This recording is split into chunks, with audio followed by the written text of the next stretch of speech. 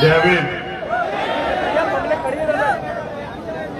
देखो, मैं समझता हूं कि पिछले 5-6 घंटे से आप लोग इस कड़ी धूप में बहुत ही कंजस्टेड जगह में, क्योंकि आपकी संख्या ज्यादा है और यहाँ जगह कम है, आप लंबे समय से बैठे हुए हैं। हम तो यहाँ मंच पे बैठे हैं, यहाँ हवा भी लग रही है, तो आपके चेहरे बता रहे हैं कि हवा भी नहीं लग रही है। तो मैं आपके तकलीफ को तो समझता हूं, लेकिन मैं ये भी कहना चाहता हूं कि आज हालात कुछ ऐसे ही हैं। इस तकलीफ को तो हम लोग सह सकते हैं। मैं आपसे अनुरोध करूंगा कि कुछ समय मैं आपका लूंगा और उस समय में आप थोड़ी देर इस गर्मी को सहते हुए अगर बैठे रहेंगे तो मुझे इस बात का दुख तो है कि आपको गर्मी सहनी पड़ रही, लेकिन मुझे खुशी भी होगी कि आप मुझसे जो प्यार करते हैं वो दिखता भी है। तो क्योंकि देखो, कुदरत भी हमारे साथ है, मौसम ठंडा हुआ ही नहीं हुआ, मेरे आते ही हुआ ही नहीं हुआ। देखो, मेरा मानना हो सकता है मेरे बोलते बोलते आंधी या बारिश भी आ जाए। आपकी गर्मी की पीड़ा मैंने रखी, वो कुदरत ने सुन ली। उनको कुदरत के सुनने से फायदा नहीं होगा, उनको जब तक आप नहीं सुनोगे और आप मेरी बात पे नहीं चलोगे। जैसे कुदरत खड़ी हुई ना, अभी 5 मिनट पहले में और अब में फर्क हुआ नहीं हुआ, बताओ। लेकिन जब आप कुदरत की ने जिस तरह मेरी बात सुनी, ऐसे आप भी मेरी बात सुनोगे, तब जब लोगों ने क्या प्रदर्शन किया। यहाँ हमारी छोटी बहन भी बैठी है, मिशनरी गायिका निशा बोध, उसके लिए भी मंगल कामना उनकी पूरी टीम के लिए कि वो ऐसे आगे बढ़ते रहे। अक्सर उसकी शिकायत रहती है कि हमारे उसको बुला तो देते हैं मगर पैसे पूरे नहीं देते। ऐसे कई मिशनरी सिंगर है जो इस बात की मुझसे मेरे पास शिकायत करते रहते हैं। मैं समझता हूं इनका भी मन बहुत है पैसे देने का, लेकिन क्या करूं, उनके हालात ही ऐसे। ये जो पैसा मैं कोशिश करूंगा कि समाज का सहयोग इनको इतना मिले कि इनकी जेब में इतने पैसे हों कि ये मेरी बहन को और फालतू करके पैसे दे कि वो और ताकत से मिशन का काम करे। मेरी इसलिए उसको बहुत बहुत मंगल कामनाएं। पुनः मैं अपनी बात पे आता हूं। समय समय पे जो संत गुरु महापुरुष भारत की धरती पे जन्मे, जिन्होंने अपने खून का एक एक कतरा, अपने जीवन के सारे सुख सुविधाएं हमारी वजह से बलिदान की कि उनकी आने वाली पीढ़ी इस देश में स्वाभिमान, सम्मान और अधिकारों के साथ जी पाए। ऐसे महापुरुषों को नमन करते हुए मुझे बड़ा गौरव फील हो रहा है कि हम उनके वंशज हैं। उनके साथ साथ आज धरती आबा भगवान बिरसा मुंडा जी की भी शहादत दिवस है। मैं इस मंच के माध्यम से भगवान बिरसा मुंडा जी को भी नमन करता हूं। लेकिन सम्मानित साथियों, सिर्फ नमन करने से काम नहीं चलेगा। नमन के साथ साथ हमें उनके दिखाए रास्ते पे भी चलना पड़ेगा। हमें जो लोग मिशन की बात करते हैं, जो लोग मिशन की भावना की बात करते हैं, जो नीला पटका डाल के हमारे नौजवान साथी यहाँ मौजूद हैं, उन लोगों को गांव देहात में जाकर अपनी जिम्मेदारी को अदा करना पड़ेगा। उनको खुद मिटा के खुद को इस आंदोलन में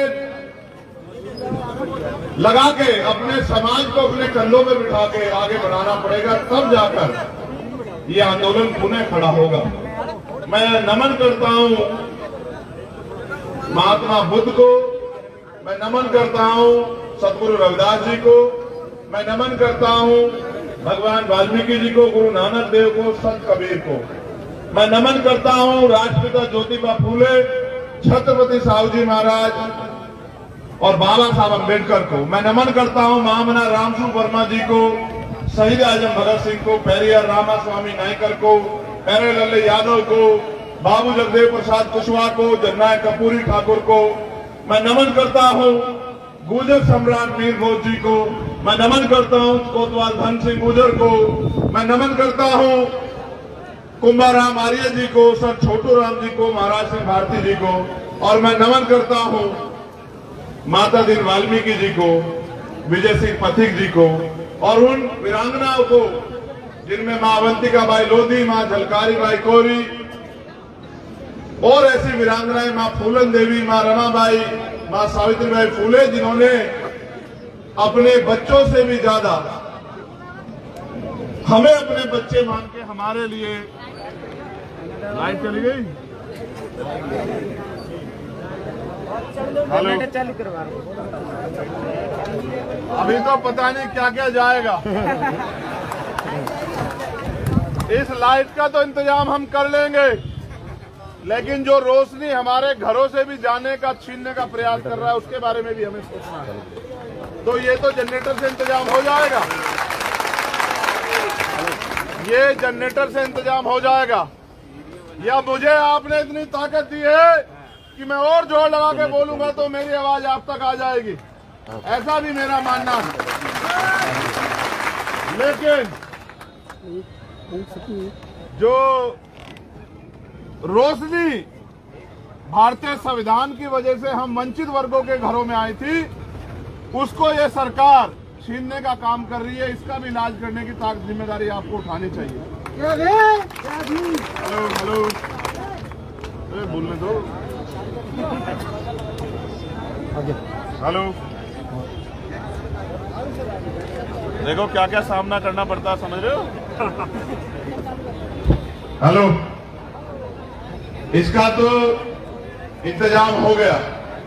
अब बात करें, ये मैंने अपनी कुर्सी पे उस मां को बिठाया जिसने अपने बच्चे को खो दिया। वो बच्चा, वो हमारा छोटा भाई आकाश गुजर, आप अपने भाई के रूप में उसको महसूस करो कि वो आपका भाई था। चुप हो जाओ, जहां बैठे वहीं सुन लो।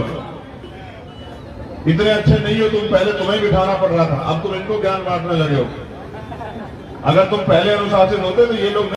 मैं आप वीरेंद्र जी भी यहां, मैं आपसे पूछना चाहता हूं कि जब न्याय सबके लिए समान है तो आकाश गुजर का ऐसा क्या अपराध था कि उसके परिवार को, वो हमारी मां जो यहां बैठी है आज, उसको खून के आंसू रोने पड़ रहे हैं। उसका एकमात्र आकाश गुजर की मां को क्या जवाब है इनके पास, जिनके बच्चे के खून से होली इस सरकार के अधिकारियों ने खेली। जहां इनकी यूपी में भी सरकार है, आगरा में वो उतरा और उसको उठा ले गए, उसको गोली मार के 40 दिन वो लोग वो अस्पताल में रहा। जानवर को भी नहीं मानते, जानवर की तरह उसके पैर में बेड़ी डाल के तब तक उसको इलाज को प्राइवेट हॉस्पिटल तक भी उसको जाने नहीं दिया जब तक उस बच्चे ने अपने प्राण नहीं तोड़ दिए। वो ये सोचता होगा आकाश गुजर कि कोई तो होगा जो मुझे न्याय दिलाएगा, कोई तो मेरा भाई खड़ा होगा।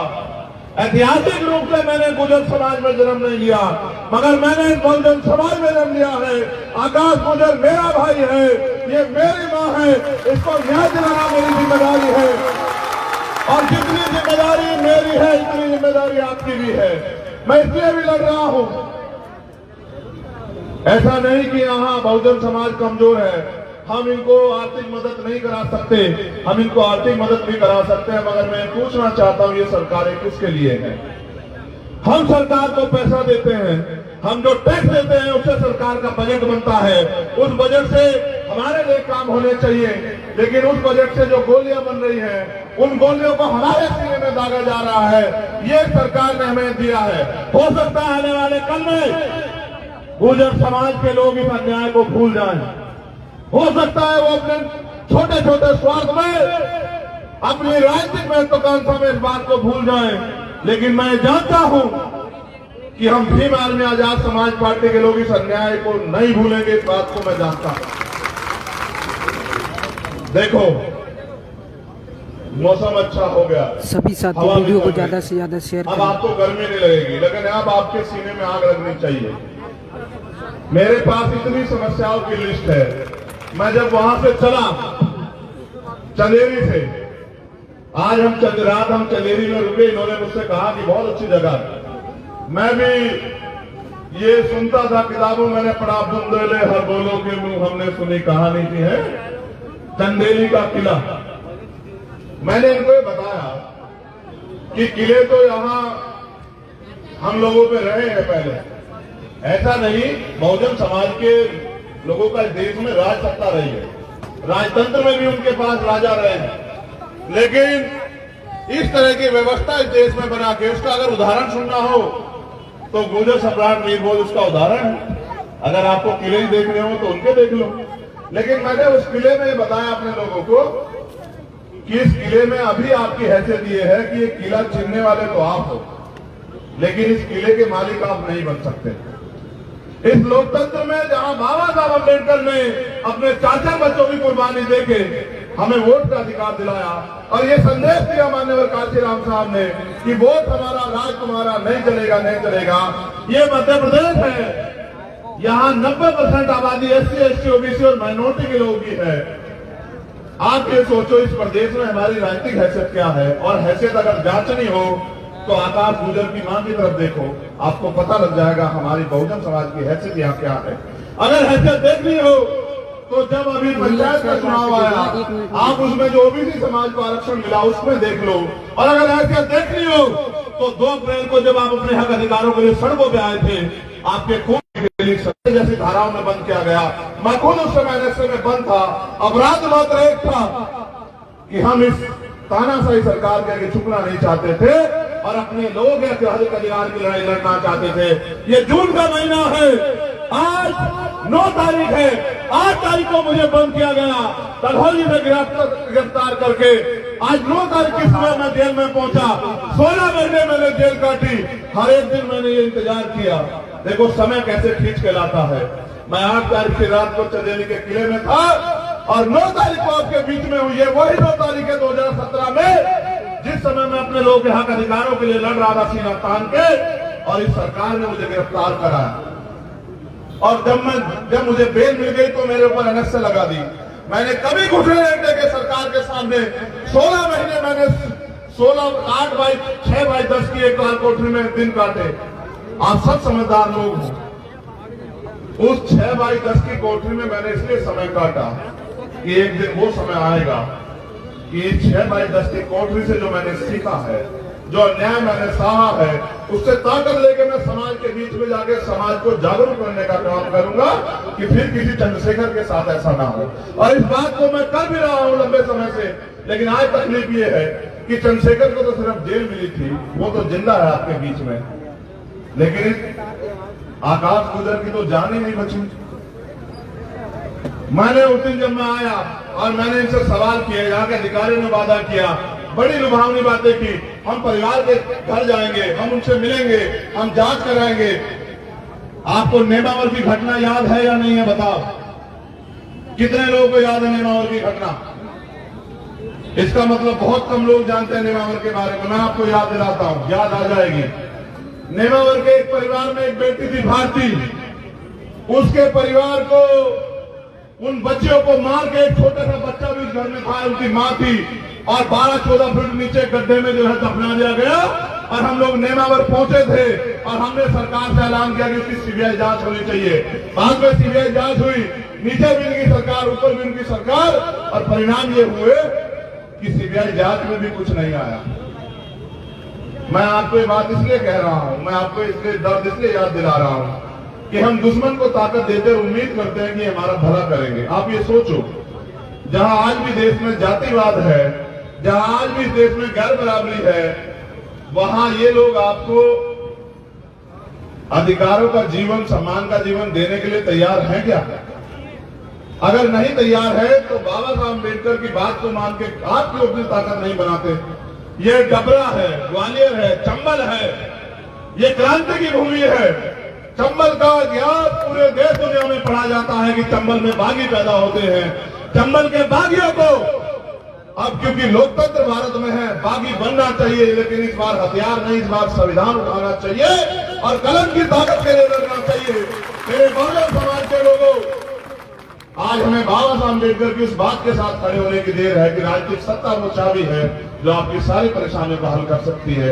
आज हमें बाबा साहब अम्बेडकर की उस बात के साथ खड़े होने की देर है जब वो कहते हैं कि राजनीति में हिस्सेदारी न करने का सबसे बड़ा नुकसान ये है कि अगर के लोग आपके ऊपर शासन करते हैं। आज आपको माननीय काशीराम साहब की उस बात के साथ खड़ा होना चाहिए जिसमें वो कहते हैं कि मुर्दा लोग मिशन नहीं चलाते और जिंदा लोग रुकने नहीं देते। आज माननीय काशीराम साहब की उस बात के साथ में खड़ा होना चाहिए कि वोट की रक्षा बहन बेटी की रक्षा की तरह करनी चाहिए।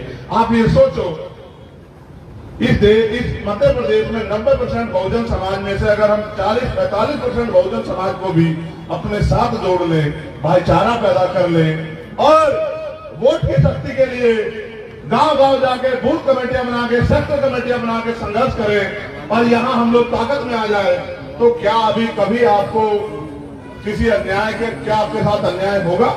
पहली बात। या फिर अगर अन्याय की कोई घटना हो जाएगी तो आपको आंदोलन करने पड़ेंगे। आपने देखा कि जब 10% आर्थिक आधार का आरक्षण लागू हुआ, क्या किसने धरना किया? क्या आंदोलन किया? क्या कोई ज्ञापन दिया? जिनकी राज सत्ता होती है, जिनके पास ताकत होती है, उनको अधिकार मिलते हैं। जिनके पास राज सत्ता नहीं होती, उनको जूते चार मिलते हैं। हमें ये तय करना पड़ेगा कि हमें जूते चाहिए या हमें जो है अधिकार चाहिए। मैं कई घटनाओं पर जिक्र करूंगा। एक बात आपको कहना चाहता हूं, जो नौजवान नेता हमारे तैयार हो गए, मैं वो मेरी बात में गौर करें। ये मेरा संदेश है आपको। हमारे सम्मानित जिला अध्यक्ष भी यहाँ मौजूद हैं, हमारे कार्यक्रम के आयोजक वो भी जो हैं भाई सत्येंद्र जी, वो भी नौजवान हैं। हमारे प्रदेश के प्रभारी और अध्यक्ष भी नौजवान हैं सारे। मैं आपसे संदेश के तौर पे कहना चाहता हूं, हम नौजवानों के कंधे पे मिशन को आगे बढ़ाने के साथ साथ इस इतने बड़े समाज की भी जिम्मेदारी है। अगर ये पीढ़ी नहीं लड़ेगी तो आपको लगता है कि क्या इतने अवसर, इतने अधिकार बचेंगे आने वाले समय में कि आने वाली पीढ़ी देश में लड़ पाएंगी? हम जितने नौजवान बैठे हैं, हम मेहनत मजदूरी करके, क्योंकि हम पढ़े लिखे नौजवान हैं, हम लोग रोजगार छोटा मोटा करके आगे बढ़ सकते हैं। लेकिन आज हम किसके लिए लड़ रहे हैं? क्या आपने कभी सोचने का प्रयास किया? आज हम अपने लिए नहीं लड़ रहे, आज हम अपनी आने वाली पीढ़ियों के लिए लड़ रहे हैं कि अगर हम लोग नहीं लड़े तो हमारे आने वाली पीढ़ियों के हिस्से में क्या बचेगा? आपके घर में जो 4, 6, 7, 10 साल के बच्चे हैं, 12 साल के बच्चे हैं, कल जब अधिकार खत्म हो जाएंगे वो आपसे पूछेंगे कि जब अधिकार छीन रहे थे आप क्या कर रहे थे भैया, आप क्या कर रहे थे चाचा, आप क्या कर रहे थे ताऊ? क्या जवाब दोगे तब आप? देखो, जब जिम्मेदारी हमारे कंधों पे है, हमें दूसरे की तरफ नहीं देखना है वो क्या कर रहा है, हमें मेहनत करनी है। मैं आपको बताना चाहता हूं आपको क्या करना है। आपको गांव देहात में निकलना है। हर विधानसभा में अपने 200 सक्रिय कार्यकर्ता खड़े करने हैं। उन सक्रिय कार्यकर्ताओं को, एक एक कार्यकर्ताओं को 400 बूथ होंगे मुश्किल से यहाँ विधानसभाओं में। हर एक कार्यकर्ताओं को 2 बूथ बनाने की जिम्मेदारी देनी है। जब आपके बूथ पे 30 से 35 लोग आपके संगठन से, आपकी पार्टी से जुड़ जाएंगे और वो लोग मेहनत करेंगे अगले 3 महीने, तो आप बूथ जीत के आओगे। जो बूथ जीत के आएगा वो विधानसभा जीतेगा। जिनका जो विधानसभा जीत के आएगा, जिनके ज्यादा विधायक होंगे, उनकी सरकार बनेगी। जिनकी सरकार बनेगी, उनके समाज के साथ कोई खिलवाड़ नहीं कर पाएगा, उनके समाज के साथ कोई अन्याय नहीं कर पाएगा, उनके समाज के आकाश गुजर का हत्या ना होगी, उनके साथ 2 अप्रैल जैसी खून के लिए होली नहीं खेली जाएगी। ये बात मैं आपको बताना चाहता हूं। आप ये सोचते हो कि आपका काम कोई और करेगा? आप ये सोचो, मुकाबला किनसे है? मुकाबला उनसे है जो ईमानदार नहीं है, जो झूठे हैं, फरेबी हैं, लुटेरे हैं, भ्रष्टाचारी हैं, गुंडे हैं, उनसे मुकाबला है। वो 5 बजे उठ के झूठ फैलाते हैं। हम एक दिन सभा करके सोच रहे हैं कि हमारा राज आ जाएगा, ये तो संभव नहीं। इसलिए ये जो बहुजन समाज के लोग हैं, जो भूखे तो रह सकते लेकिन अपमानित होकर नहीं रह सकते, जिनके दिल में पीड़ा है, जो गुलामी की बेटियां काटना चाहते हैं, उन वीर नौजवानों को मैं कहना चाहता हूं कि इतिहास आपको बुला रहा है। इतिहास आपको याद कर रहा है कि आने वाले समय में आपको किस नाम से जाना जाए। इस नाम से जाना जाए कि आपने अपने कंधों पे इस समाज को आगे बढ़ाने का काम किया, या आप चुपचाप उस समय सहते रहे जब अधिकार छीन रहे थे। आपको वीरों की श्रेणी में शामिल होना है या आप गद्दारों की श्रेणी में जाना चाहते हैं, ये आपको तय करना पड़ेगा। इसलिए मैं आपसे सवाल कर रहा हूं। आप पढ़े लिखे हैं, नौजवान है, कोई कमी आप में नहीं है, रोटी आप भी खाते हैं। कुदरत में 2 आंख, 2 हाथ, 2 पैर, एक अच्छा दिमाग, एक अच्छा शरीर आपको दिया है। आप भी आगे बढ़ सकते हो अगर आप गांव देहात में जाके बहुजन समाज के लोगों में भाईचारा पैदा करने का काम करो। जिस दिन से मैं भाईचारे के लिए लगा हूं, ये तोड़ने का प्रयास कर रहे हैं। आप ये जान लो, छोटी छोटी घटनाओं से हमें अपनी एकता को बिखरने नहीं देना है। क्योंकि ये सोचो, ये साजिश करके हमारी एकता को तोड़ेंगे। आज हमारी एकता तोड़ रहे हैं, कल हमें अधिकारों से वंचित कर देंगे। अगर हमें स्वाभिमान सम्मान के साथ जीना है तो हमें अधिकार लेने पड़ेंगे। अधिकार मांगने से नहीं मिलते, अधिकार छीनने पड़ते हैं। इसलिए मैं आपसे कह रहा हूं कि जो फसल आपने तैयार की है मेहनत करके, सिर्फ साधारण भाषा में समझे गांव की, कि जो फसल आपने तैयार की कर दी है, उस फसल को घर तक लाओगे कैसे? जो फसल आपकी खेत में खड़ी है उसको घर तक पहुंचाओगे कैसे? अगर फसल जो खेत में खड़ी है उस पर प्राकृतिक मार भी होगी, आंधी आ जाएगी फसल गिर जाएगी, ओला पड़ जाएगा फसल गिर जाएगी, बारिश आ जाएगी फसल डूब जाएगी, कोई चोर चुरा ले जाएगा, कोई आग लगा देगा। ये जो फसल आपने बहुजन समाज की तैयार की है, अगर आप बूथ से यदि इसको संगठित नहीं करोगे, यानी कि फसल को काटने वाले, फसल को इकट्ठा करने वाले, फसल को ढोके घर तक लाने वाले तैयार नहीं करोगे, बूथ पे कार्यकर्ता ईमानदार समर्पित, तो फसल आपकी होगी और वो घर किसी और के जाएगी। जब फसल आपकी होगी और घर किसी और के जाएगी तो भला किसी का होगा। आपके हिस्से में सिर्फ और सिर्फ बेबसी, लाचारी और आप हाथ मलते रह जाओगे। इसलिए मैं आपसे कहना चाहता हूं कि अपने बूथ के संगठन को मजबूत करो, विश्वास करो। आपकी दृढ़ इच्छा के सामने ना तो बारिश आपके हौसले को हिला सकती, ना ये आंधी तूफान आपके हौसले को हिला सकता। मैं आपको जानता हूं, आप बाबा साहब अम्बेडकर के वंशज हो, आप शहीद आजम भगत सिंह के वंशज हो। आपको अपनी ताकत को पहचानना पड़ेगा। इस आंधी तूफान से बड़ी आंधी चल रही है आपके अधिकारों के खिलाफ। उन अधिकारों के खिलाफ जो आंधी चल रही है, उस आंधी को आपको रास्ता उसका मोड़ना पड़ेगा, उस आंधी को आपको रोकना पड़ेगा। अगर नहीं रोकोगे तो फिर कल ऐसा हो जाएगा कि 1950 से पहले का भारत लौट आएगा। आपने देखा कि देश में नई संसद का उद्घाटन हुआ और इन्होंने वोट मांगे कि हमने आदिवासी समाज की राष्ट्रपति बना दी है। लेकिन आप ये देखो कि जब सम्मान देने का मामला आया तो उन राष्ट्रपति जी को एक बार बुलाना भी गवारा नहीं समझा। आप समझो कि जो हमारे सर्वोच्च पदों बैठे लोगों का सम्मान नहीं कर सकते तो वो हमें हमारा सम्मान कर लेंगे क्या? ये बात आपको समझनी चाहिए। इसलिए क्योंकि कई मामले मेरी जानकारी में आए, उससे पहले मैं आपसे कहना चाहता हूं कि जिन्होंने नीले पट्टे गले में डाले हैं, जो हमारे नौजवान गुर्जर समाज के भी नेता पिछली बार मेरी गाड़ी में बैठ के मुझसे बहुत देर तक जिन्होंने वार्ता की थी, उनको भी मैं कहना चाहता हूं कि इतिहास रुकेगा नहीं, समय रुकेगा नहीं। इतिहास आपके लिए भी समय रोक के खड़ा नहीं होगा। आपको भी आज से लगना पड़ेगा, भाईचारा पैदा करना पड़ेगा देहात में जाके। जो पिछड़े वर्ग के और हमारे कुशवाहा मौर्य साके और जो हमारे जो है पिछड़े वर्ग के लोग हैं, उनको भी मैं नौजवान साथियों को, अपने नेताओं को कहना चाहता हूं कि आपको भी गांव देहात में जाके भाईचारा पैदा करना पड़ेगा और वोट की शक्ति इकट्ठी करके आजाद समाज पार्टी के साथ खड़ा होना पड़ेगा। जब सत्ता की चाबी हमारे हाथ में होगी, मेरी बात को आप लिख लो कि मध्य प्रदेश में मैंने महसूस कर लिया कि इस बार सत्ता की चाबी आपके हाथ में आने वाली है। आपके बगैर किसी की सरकार नहीं बनेगी। आप ये जान लो कि जब सत्ता की चाबी आपके हाथ में होगी तो आपका नेता ऐसा है, आपका भाई, कि आपके एक एक अधिकार को दुश्मन के जब्बे से छीन के आपके कदमों में निछावर करने का काम बहुत जल्दी कर देंगे।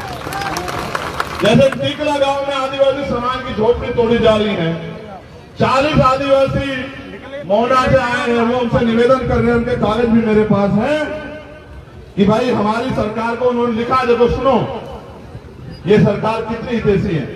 15 साल से 70 घर की बस्ती बसी हुई है और मुख्यमंत्री शिवराज सिंह चौहान जी उसको प्राइवेट कंपनी को सौंपना चाहते हैं और वो ये कह रहे हैं नहीं हटोगे तो बुलडोजर चला देंगे। आप ये बताओ, सरकार का काम लोगों को बसाना है या उजाड़ना है? आप बताओ सब लोग।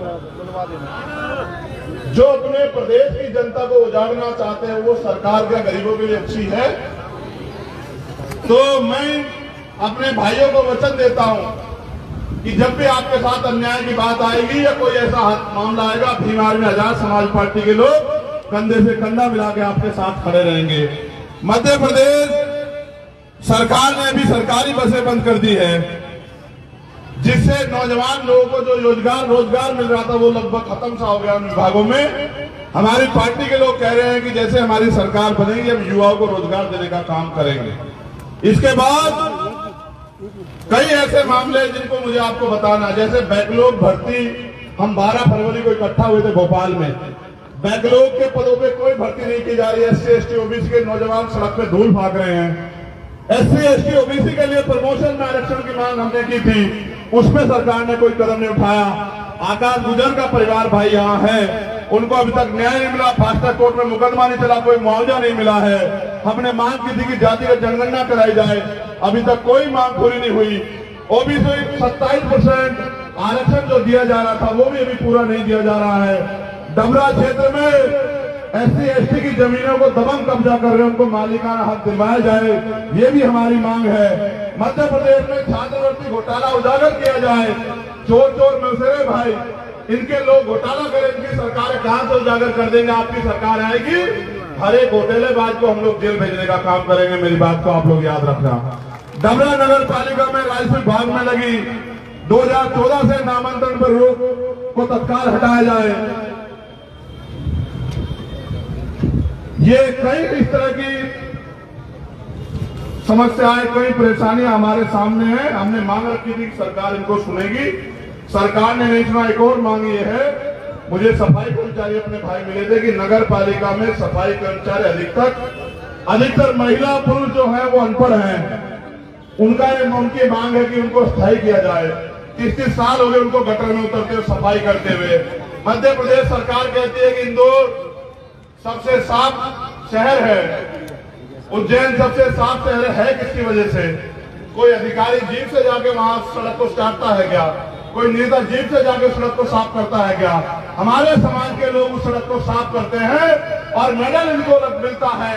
इसलिए हमारी ये मांग है कि इनको स्थायी किया जाए।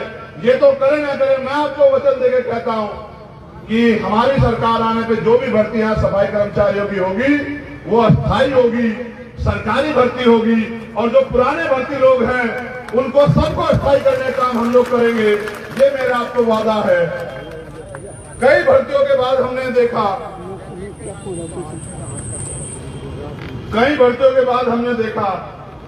कई मामलों के बाद देखा कि 12 फरवरी हुए कोई और बात, सरकार ने हमारी मांग को नजरअंदाज किया। भाई आकाश गुजर जी का भी मामला है। अब हमने तय किया है कि प्रदेश के मुख्यमंत्री हमारी बात को नहीं सुन रहे हैं, इसलिए हमने तय किया है कि जल्दी हम प्रेस कॉन्फ्रेंस करके प्रदेश के मुख्यमंत्री का घेराव जो है वहीं भोपाल में करने जा रहे हैं। अगर मुख्यमंत्री हमारी मांगों को नहीं सुनेंगे तो हम अपने संवैधानिक अधिकारों का प्रयोग करके अपने संघर्ष को मजबूत करने का काम करेंगे। हमारे पार्टी, हमारा संगठन यहाँ ताकतवर है, हम लड़ना जानते हैं, हम अधिकार छीन के लेना जानते हैं। इसलिए जल्द ही हम तारीख घोषित करके मुख्यमंत्री का घेराव करेंगे। और मैंने बाबा साहब अम्बेडकर की जन्मभूमि से कहा था आपसे कि जल्द जो है मध्य प्रदेश में हम लोग साइकिल यात्रा शुरू करेंगे, जिसका नेतृत्व मैं करूंगा। बहुत जल्द हम लोग घोषणा करके बताएंगे कि पहली साइकिल यात्रा पहले चरण की किन किन जिलों से होकर गुजरेगी। हमने उसमें 500 साइकिलों की भी मांग की थी, कुछ साइकिलें मिल भी गई हैं, कुछ मिलनी बाकी है। हम गांव गांव गली गली जाके बहुजन समाज में भाईचारा, उनमें राजनीतिक चेतना पैदा करने के लिए साइकिल यात्रा करेंगे। इसका नेतृत्व मैं करूंगा। दिन रात हम लोग साइकिल चला के गांव गांव जाके मेहनत को, अपना पसीना बहा के अपने लोगों को जोड़ने का, उनके विश्वास को हासिल करने का, आजाद समाज पार्टी के लिए जन समर्थन हासिल करने का काम करेंगे। जब वो यात्रा आपके कस्बों, क्षेत्रों, गांव में आए तो आप भी उस यात्रा का बढ़ चढ़ के स्वागत करें, अभिनंदन करें। ऐसी मेरी जो है आपसे प्रार्थनाएं हैं। तो जैसा मैंने आपको बताया, अभी अधिकारियों ने शायद हमें समय दिया है। क्या समय है?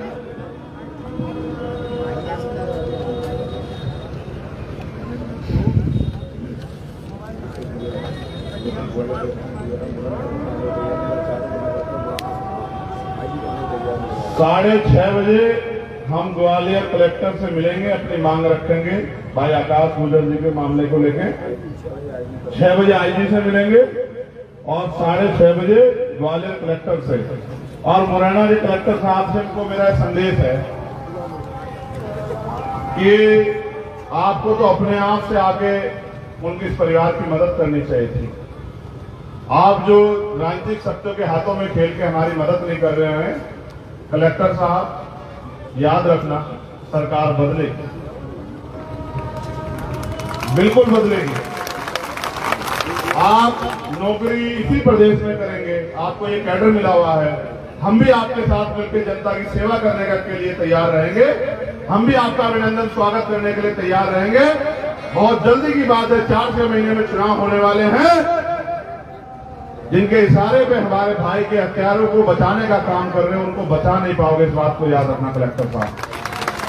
मैं धन्यवाद देता हूं डबरा की महान जनता का, आयोजक कमेटी का, जिले की पूरी टीम का, डबरा विधानसभा की पूरी टीम का, और सबसे ज्यादा धन्यवाद मेरी माँ बहनों का, जो एक टक की लगाए बैठी रहती हैं, जो जिनके प्यार के कारण इन बड़ी बड़ी ताकतों से उनका खून टकराने के लिए तैयार है, जिनके सम्मान के लिए अपने जीवन का हर एक पल निछावर करने के लिए हम सब लोग तैयार हैं। मैं उनसे विश्वास दिलाना चाहता हूं, गरीबी के दिन खत्म होंगे, बेबसी के दिन खत्म होंगे, लाचारी के दिन खत्म होंगे, बहुजन राज आएगा।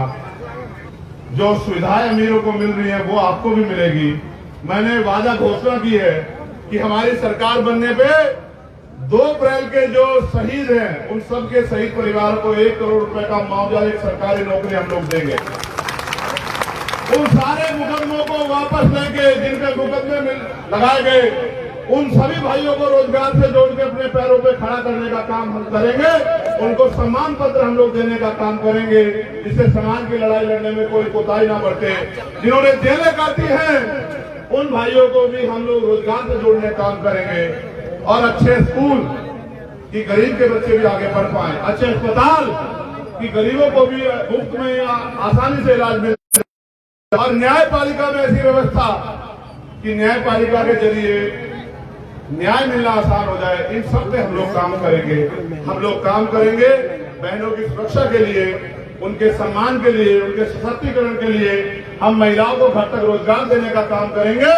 हमें अपनी बेटियों से आपके संघर्ष को याद रखेगा। ये कलयुग नहीं, ये कलम युग है, और कलम की ताकत के लिए हम लोग आगे बढ़ रहे हैं। बहुत जल्द कलम की ताकत हमारे पास होगी।